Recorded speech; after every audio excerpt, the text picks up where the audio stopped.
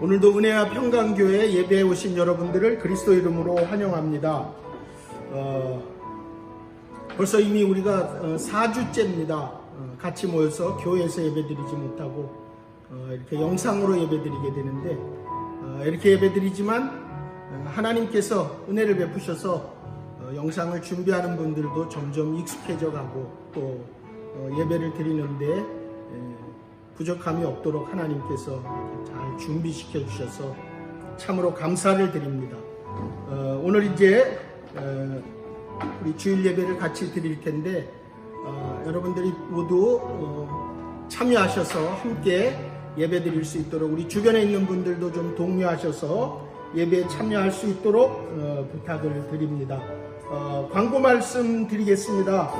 특별한 광고 말씀은 없고요.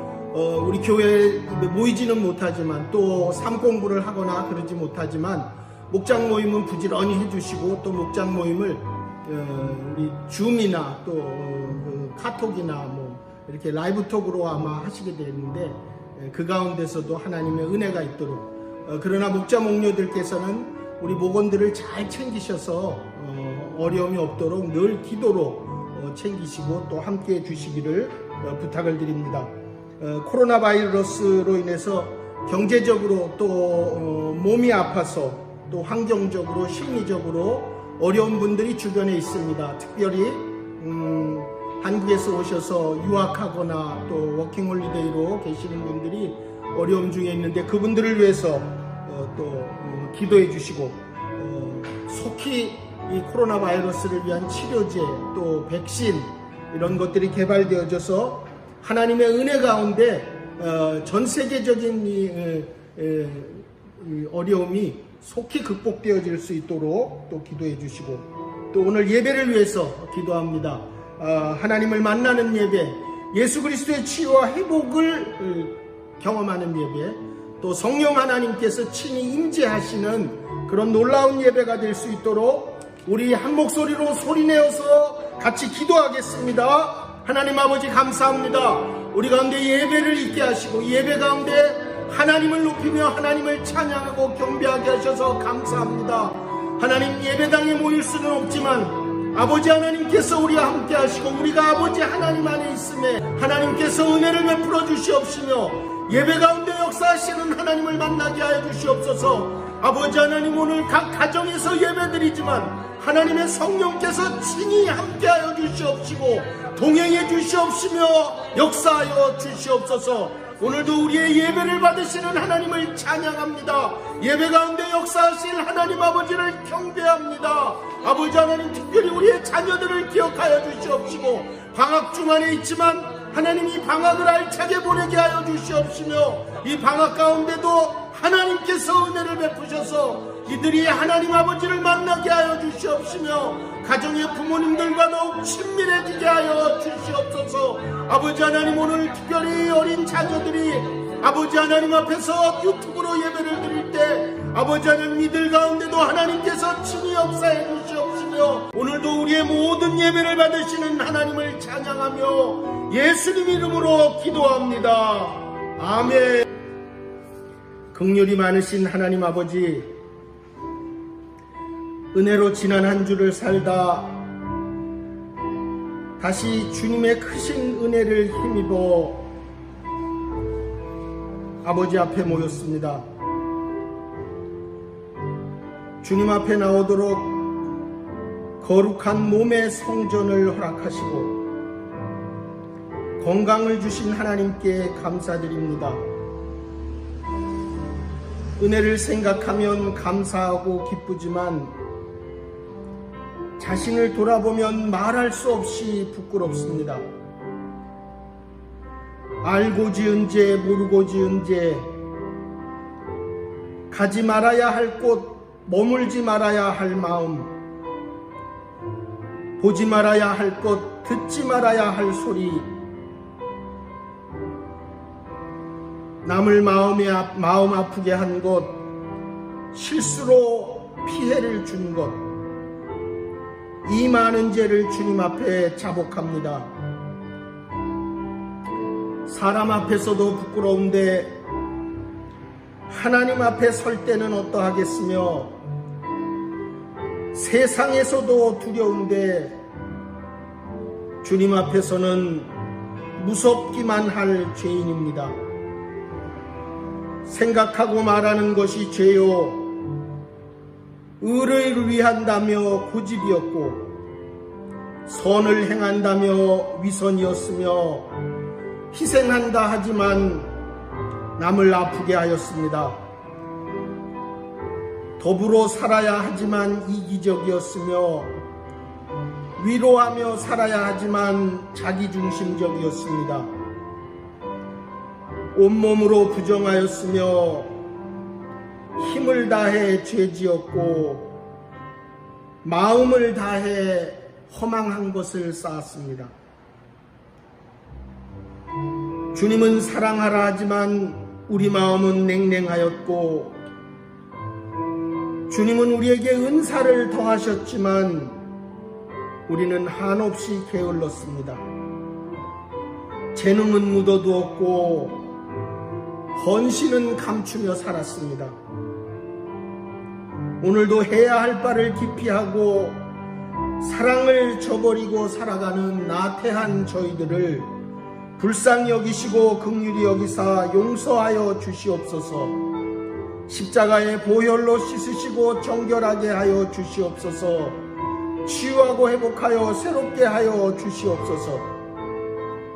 지금은 하나님과 나만이 아는 죄를 생각하며 참회하며 기도합니다. 아버지 하나님,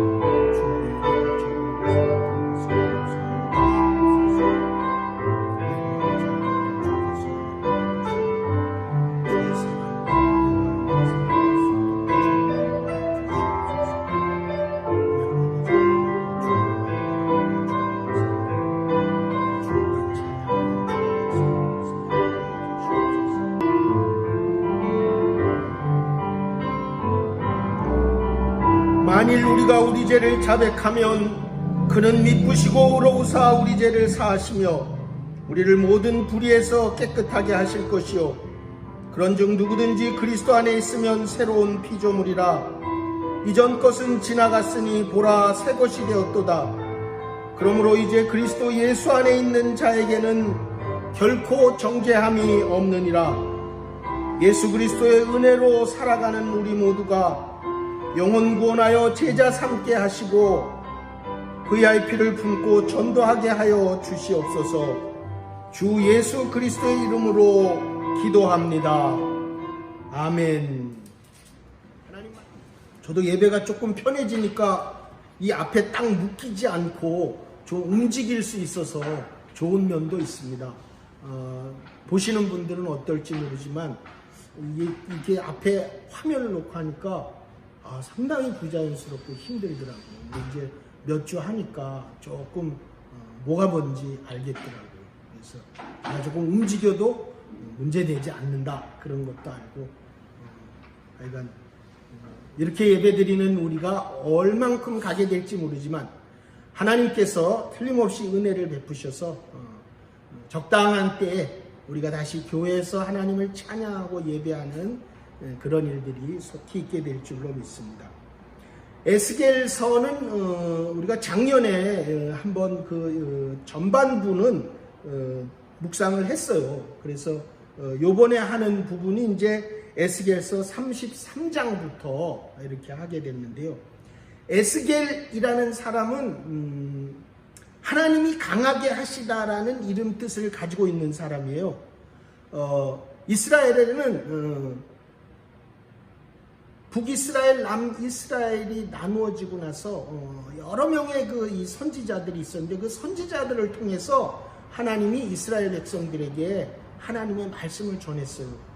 그런데 특별히 이스라엘이 BC 586년에는 BC 722년에는 북이스라엘이 망하고 남유다는 BC 586년에 망해요. 그래서 망해서 바벨론 포로로 이제 다 끌려갔어요. 그런데 586년에 BC 586년에 완전히 이스라엘이 예루살렘 성과 모든 이스라엘이 망하기 전에 BC 586년까지 포함해서 완전히 망하는 때까지 포함해서 앞에 두 번의 더 포로로 끌려갔었어요. 그러니까 BC 606년에 남쪽 유다, 북쪽 이스라엘은 이미 아수르에게 BC 722년에 망하고 남쪽 유다만 이제 왕정을 유지하고 있었는데 BC 606년에 여호야킴이라고 하는 사람이 왕을 하고 있을 때 그때 느부갓네살 왕이 이스라엘에 쳐들어와 가지고 1차 포로로 바벨론으로 포로를 데려가요. 그때 갔던 사람이 다니엘이에요. 다니엘과 귀족들을 데리고 갔어요. 그러고 나서 두 번째 이 느부갓네살 왕이 다시 이스라엘 남유다를 침공을 했는데 그게 BC 597년에 다시 한번 남쪽 유다에 남아있던 왕족들 이런 사람들을 끌고 갈 때 에스겔이 그때 끌려갔어요. 바벨론으로. 그러니까 남쪽 유다에서. 그리고 세 번째 BC 586년에 그때는 완전히 천민들만 내버려두고 전부 다 바벨론으로 끌고 갔어요. 그래서 세 번의 이 포로기가 있는데 이 포로를 그렇게 끌고 갔어요. 바벨론 포로로 끌려가게 된 두 번째 때 BC 597년에 끌려간 사람이 에스겔이고 이 에스겔은 바벨론 포로로 끌려간 게 BC 597년이니까 보세요. 마지막 바벨론이 BC 586년에 예루살렘이 완전히 망해요. 그러니까 BC 597년에 끌려간 에스겔이 끌려갈 때가 25살이에요. 에스겔은 붓이라고 하는 제사장이 자기 아버지고 거기에서 난 아들인데 25살에 끌려가서 5년을 바벨론 그발 강가에서 바벨론의 왕궁도 짓고 거기에 포로 수용소에서 포로들이 사는 곳에 거처하며 살고 있다가 한 5년 지나니까 하나님이 대대로 제사장은 한 30살 되면 제사장으로 불림받아요. 그러니까 25살에 끌려온 바벨론에 끌려온 에스겔이 한 5년쯤 지나서 30살이 됐을 때 하나님이 이 에스겔을 선지자로 불러요. 그래서 이제 예언을 하는 거예요. 아직 이스라엘 즉 남쪽 유다의 예루살렘은 아직 망하지 않았을 때예요. 그때 에스겔이 예언한 것이 1장서부터 32장까지예요. 즉 바벨론에서 예언을 하는데 바벨론에 있는 이스라엘 사람들에게 예언하는 거예요. 너네들이 하나님의 선민인데 그 이스라엘 땅에 하나님이 너네들을 거처하게 했는데 그곳에서 너네들이 계속해서 우상을 숭배하고 피를 흘리게 했다. 그 얘기가 36장 18절에 있어요. 그들이 땅 위에 피를 쏟았으며 이게 인신 제사를 드리는 거예요. 사람을 잡아가지고 피를 흘려서 인신 제사를 드리고 그 우상들로 말미암아 자신들을 더럽혔으므로 내가 분노를 그들 위에 쏟아. 그래서 결국은 하나님이 바벨론을 완전히 망하게 할 것이라는 얘기를 지금 BC 597년에 바벨론에 끌려온 에스겔이 한 5년쯤 지나서 이제 조금 있으면 예루살렘 망한다는 그 너네들이 심판을 받게 된다는 예언을 에스겔서를 통해서 32장까지 해요.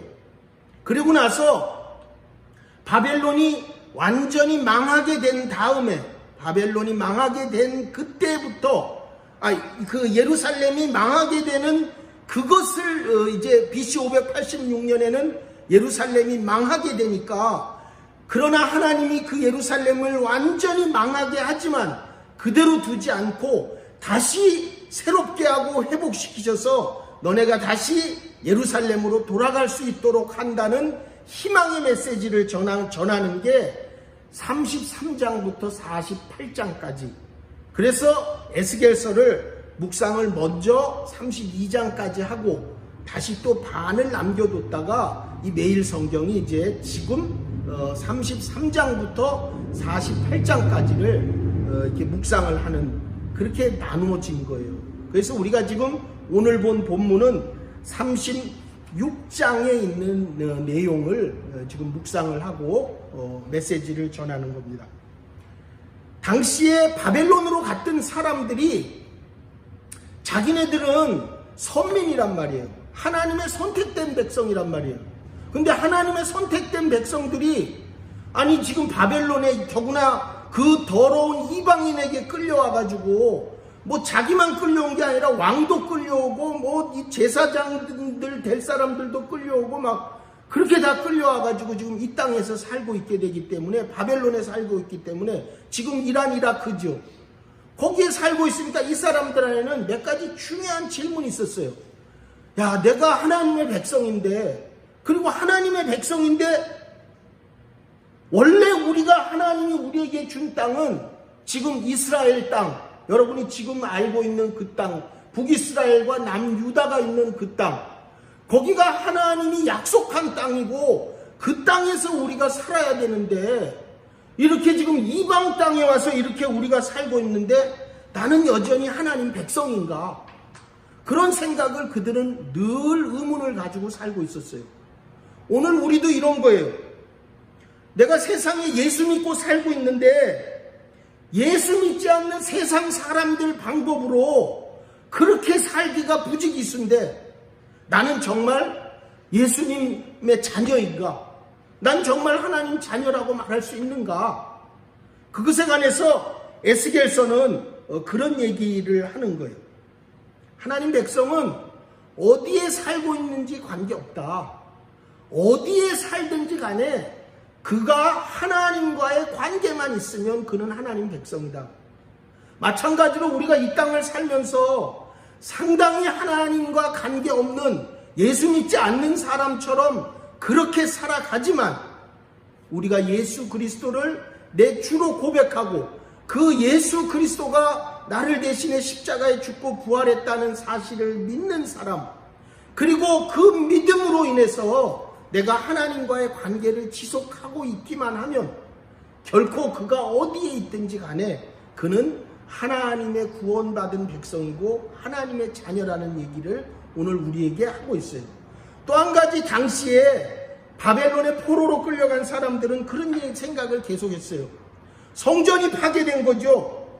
어떻게 하나님을 섬기는 사람들이 성전이 파괴됐는데, 예루살렘 성전이 없는데 우리는 어떻게 여호와의 신앙을 지키고 신앙생활을 해나갈 것인가? 오늘 그런 거 아니에요? 이게 지금 코로나 바이러스 팬데믹 현상으로 전 세계적으로 예배당에 모여서 예배드리는 나라는 아마 거의 없을 거예요. 그러면 이렇게 예배드리기 어려운 이런 환경에 있는 우리들에게, 아니 예배당에 가서 예배도 못 드리고, 그리고 뭐 가서 기도할 곳도 없고 어떻게 우리가 신앙생활을 하란 말이냐? 우리는 어떻게 이 신앙을 지켜가란 말이냐? 하나님은 우리에게 그렇게 얘기하시는 거예요. 내가 너희 안에, 너희가 내 안에, 예수 그리스도 그분이 예수를 믿기 시작한 이후에, 예수를 주로 고백한 이후에 그 성령께서 우리 안에 계시기 때문에 우리가 성전이 있던 없던 우리는 하나님의 자녀로서 여호와의 신앙을, 하나님을 믿는 예수 그리스도를 믿는 신앙을 지켜갈 수 있다는 거죠. 또 한 가지, 이 바벨론의 포로로 끌려간 사람들은 이런 생각을 했어요. 야, 우리가 어떤 사람들인데 이렇게 바벨론의 포로로 끌려와 있다. 당시에는 각각의 나라들이 다 신들을 가지고 있었잖아요. 우리의 신이 이게 정말 힘이 있는 거야, 없는 거야? 여호와 하나님께서는 세상을 주관하고 세상의 역사를 관장하기나 하는 거야.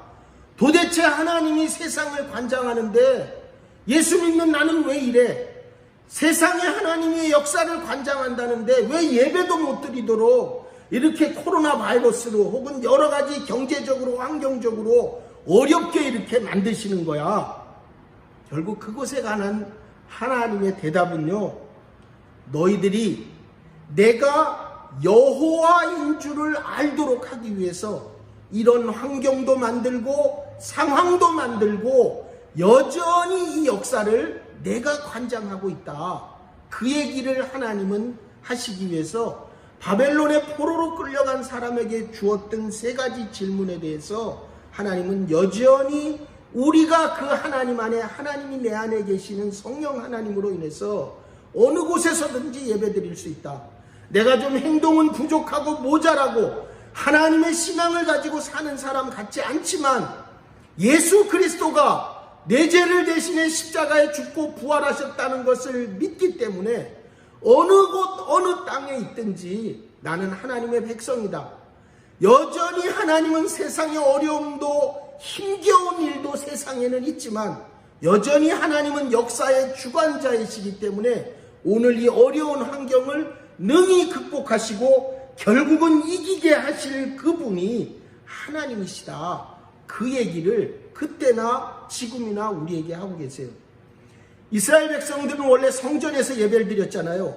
성전에 가서 동물을 잡고 양을 잡고 이렇게 제사를 드렸잖아요.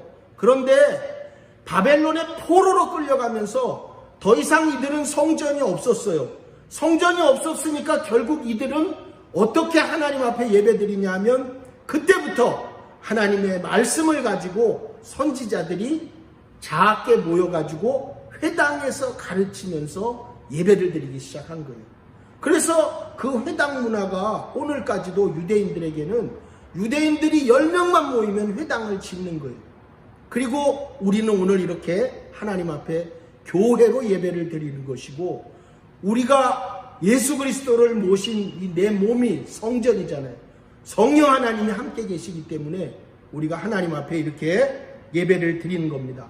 이미 아까 말씀드린 대로 33장부터 48장까지는 바벨론 포로로 가 있는 그들에게 하나님은 다시 회복시키시고 새롭게 하시고 하나님은 새로 하나님의 역사를 이루신다. 회복시키실 것이다.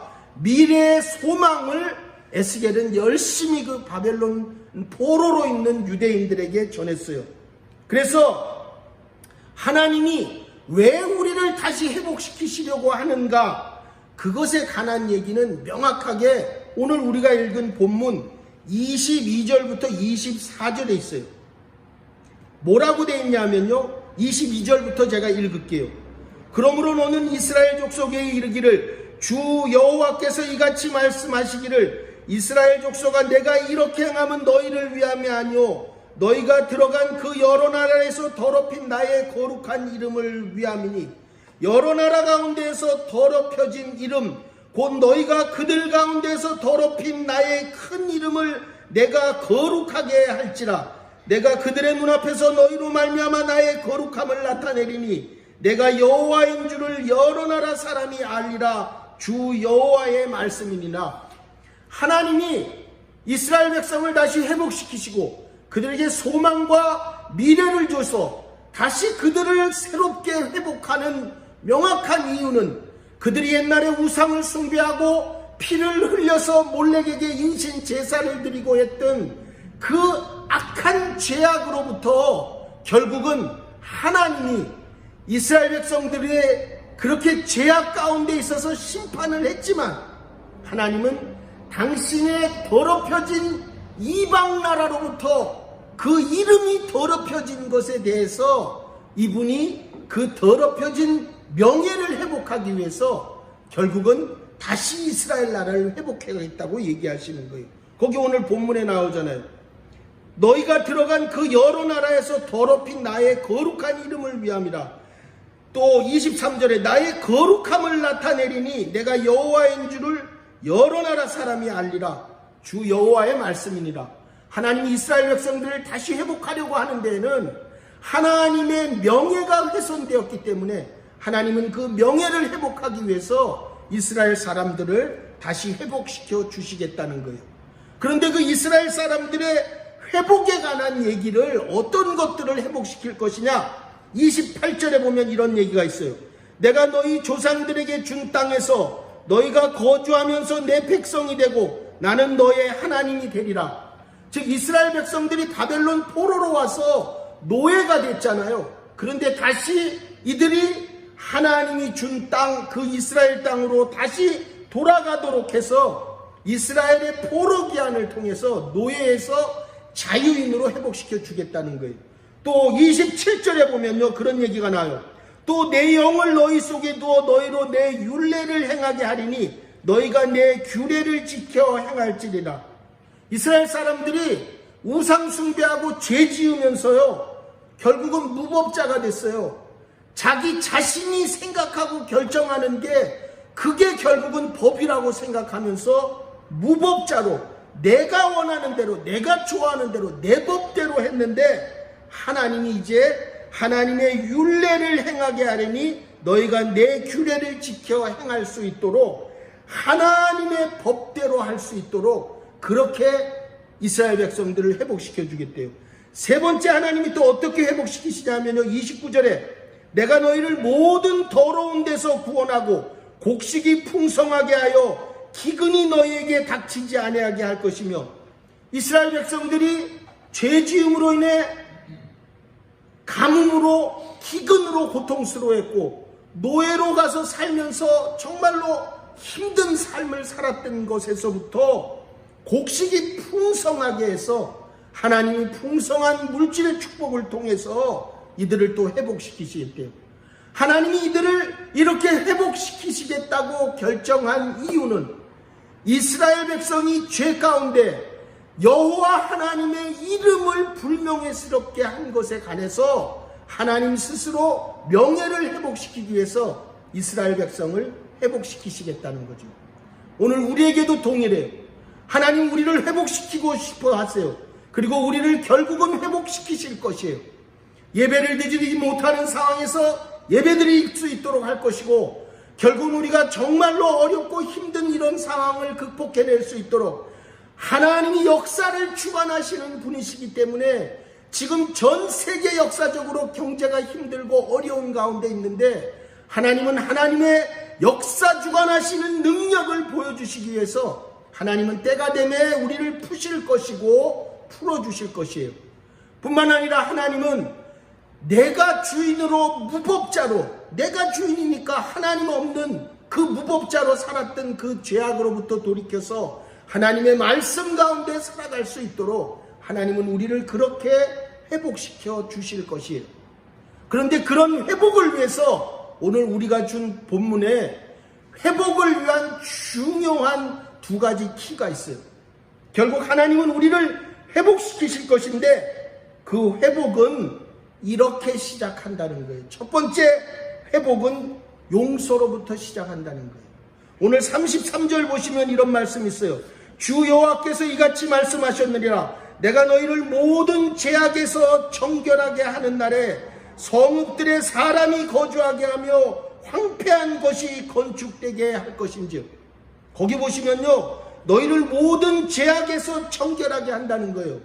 결국 하나님이 우리가 죄로 인해서 심판받고 그 죄 가운데 있지만 바벨론 포로로 갔다고 해서 그곳에서 정말로 깨끗하고 정결하게 살았다는 얘기가 아니에요. 우리는 여전히 그런 죄 가운데 있지만 하나님이 우리를 용서하심으로 인해서 회복의 시작을 하게 하시겠다는 거예요. 여러분, 우리가 예수 그리스도를 믿을 때 내가 정말로 깨끗하고 내가 예수를 믿었기 때문에 주님이 우리를 용서한 거예요? 아니에요. 주님이 우리를 용서하기로 결정하셨기 때문에 이미 그분이 우리의 죄값을 대신해서 십자가에 죽으시고 모든 죄를 사하셔서 용서하신 것처럼 우리가 하나님 앞에 회복이 된다고 하는 건요, 그렇게 시작하는 거예요. 결국은 용서로부터 시작하는 거예요. 하나님이 우리를 용서한 것 같이 우리도 우리의 이웃을, 우리도 우리의 그 가정에, 우리의 필요한 곳에 정말로 용서를 시작함으로써 하나님은 회복을 시작하게 하겠다는 거예요. 하나님이 우리를 정결케 하기 위해서 우리를 더러운 곳에서 용서하기로 결정하신 것처럼 오늘 우리에게 있는 회복 역시 마찬가지로 우리가 우리에게 죄 지은 자를 사하여 준 것 같이 우리가 그들을 용서할 때 우리 안에 그 놀라운 회복이, 자유의 회복이, 그리고 하나님의 법을 지키는 회복이, 풍성한 곡식의 열매를 맺는 회복이 일어난다는 얘기를 오늘 이 본문이 얘기를 하고 있어요. 여러분, 주변에 용서할 만한 분이 있으면 용서하셔야 돼요. 용서 그러면 정말로 힘든 건 용서하면 무조건 그 용서한 사람과 친하게 잘 지내야 된다고 생각하는데 용서는 그런 게 아니에요. 하나님이 우리를 예수 그리스도의 십자가로 용서한 것처럼 우리 역시 우리 안에서 용서하기로 결정하는 거예요. 그리고 시간이 돼서 언젠가 환경이 되고 할 때 친해지는 화해는 가능한 것이지 용서가 화해를 곧 말하는 건 아니에요. 우리 주변에 마음에 응어리졌거나 혹은 가지고 있는 상처가 있거나 또 우리가 용서해야 할 자가 있다면 그의 어떠함에도 불구하고 우리가 용서할 때 하나님의 놀라운 회복이 시작된다는 사실을 기억하라는 거예요. 두 번째 회복의 시작은요, 기도로부터라는 사실을 기억하셔야 돼요. 오늘 37절에 이런 말씀이 있어요. 주 여호와께서 이같이 말씀하였느니라. 그래도 이스라엘 족속이 이같이 자기들에게 이루어 주기를 내게 구하여야 할지라. 내가 그들의 수요를 양떼같이 많아지게 하되. 오늘 하나님 뭐라고 얘기하시냐면요, 이스라엘 족속이 이렇게 회복할 수 있도록 자기들에게 이루어 주기를 내가 구하여야 할지라. 즉 하나님 앞에 구해야 된다는 거예요. 우리가 삶 공부할 때 쓰는 세번역 성경은요, 나주 하나님이 말한다. 이제 나는 다시 한번 이스라엘 족속을 시켜서 내게 도움을 간청하게 하겠고 그들의 인구를 양떼처럼 불어나게 하겠다. 하나님이 회복하시기로 결정하셨지만, 회복을 주시기로 결정하셨지만 그 회복의 시작은요, 우리가 기도하는 데서부터 회복이 시작된다는 거예요. 여러분, 내가 기도했기 때문에 무엇을 이루는 게 아니에요. 내가 기도함으로써 하나님이 회복을 시작하셔서 하나님이 그 기도가 되도록 만들어 주시는 거예요. 여러분, 기도 마음대로 할 수 있습니까? 기도 내가 하고 싶다고 해서 시간 내고 기도할 수 있습니까?